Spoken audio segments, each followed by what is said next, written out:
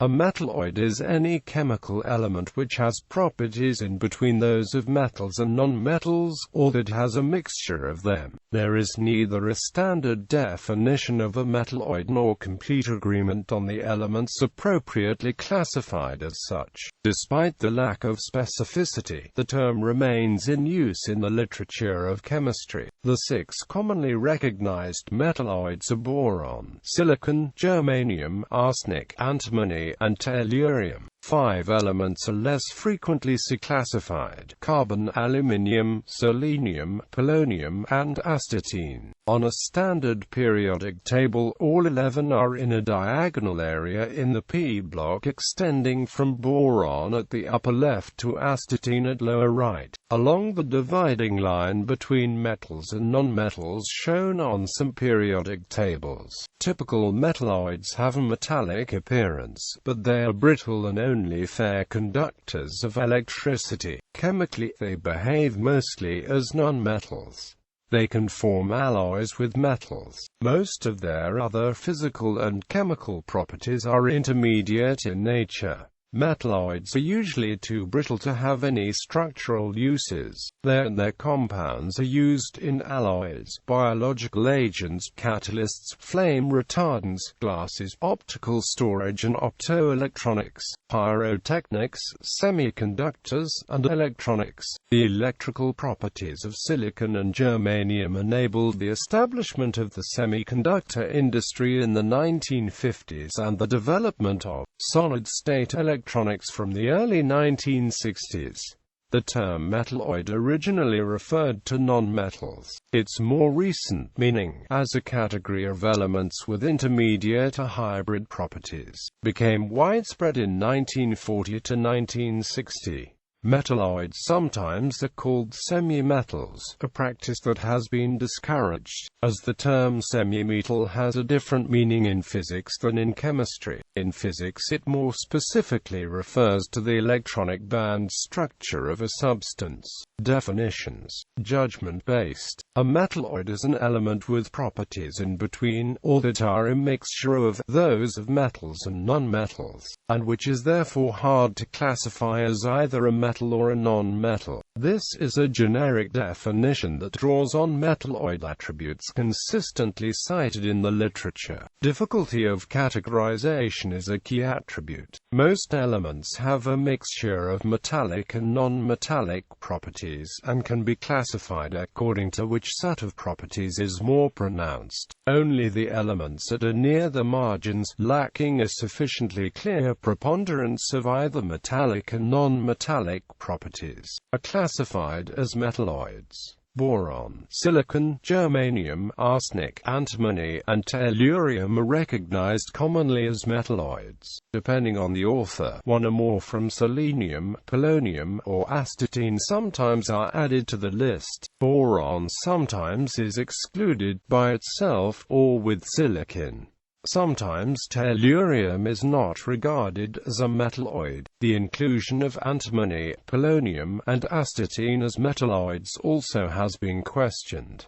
Other elements occasionally are classified as metalloids. These elements include hydrogen, beryllium, nitrogen, phosphorus, sulfur, zinc, gallium, tin, iodine, lead, bismuth, and radon. The term metalloid also has been used for elements that exhibit metallic luster and electrical conductivity, and that are amphoteric, such as arsenic, antimony, vanadium, chromium, molybdenum, tungsten, tin, lead, and aluminium. The p-block metals and nonmetals that can form alloys with metals or modify the properties also have occasionally been considered as metalloids. Criteria-based. No widely accepted definition of a metalloid exists, nor any division of the periodic table into metals, metalloids and nonmetals. Hawkes questioned the feasibility of establishing a specific definition, noting that anomalies can be found in several attempted constructs. Classifying an element as a metalloid has been described by Sharp as arbitrary. The number and identities of metalloids depend on what classification criteria are used.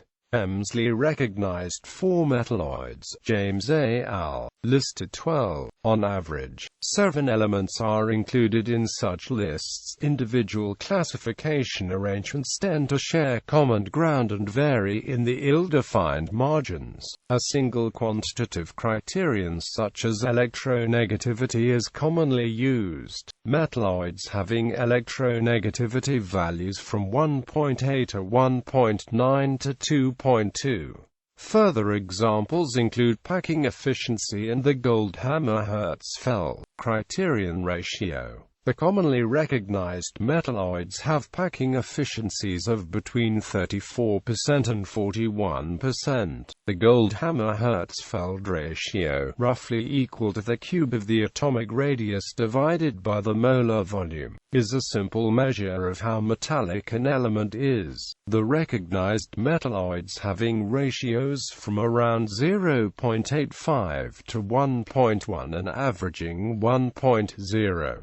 Other authors have relied on, for example, atomic conductance, a bulk coordination number. Jones, writing on the role of classification in science, observed that are usually defined by more than 2 attributes. Masterton and Slowinski used 3 criteria to describe the 6 elements commonly recognized as metalloids. Metalloids have ionization energies around 200 kilocalories per mole and electronegativity values close to 2.0.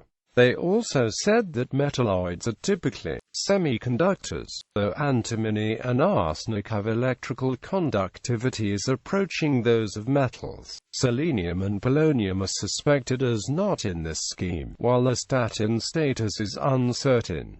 Periodic table territory. Location. Metalloids lie on either side of the dividing line between metals and nonmetals. This can be found, in varying configurations, on some periodic tables. Elements to the lower left of the line generally display increasing metallic behavior. Elements to the upper right display increasing non-metallic behavior. When presented as a regular stair-step, elements with the highest critical temperature for the groups lie just below the line. The diagonal positioning of the metalloids represents an exception to the observation that elements with similar properties tend to occur in vertical groups. A related effect can be seen in other diagonal similarities between some elements and the lower right neighbors, specifically lithium, magnesium, beryllium, aluminium, and boron, silicon. Rainer Canham has argued that these similarities extend to carbon, phosphorus, nitrogen, sulfur, and into 3D block series.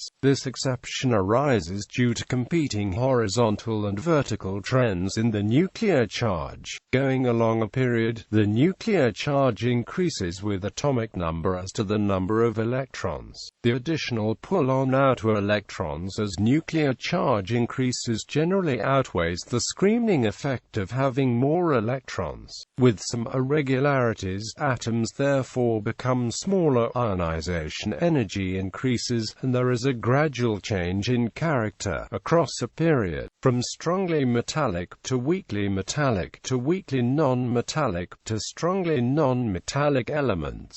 Going down a main group, the effect of increasing nuclear charge is generally outweighed by the effect of additional electrons being further away from the nucleus. Atoms generally become larger, ionization energy falls, and metallic character increases. The net effect is that the location of the metal-non-metal transition zone shifts to the right in going down a group, and analogous diagonal similarities are seen elsewhere in the periodic table, as noted.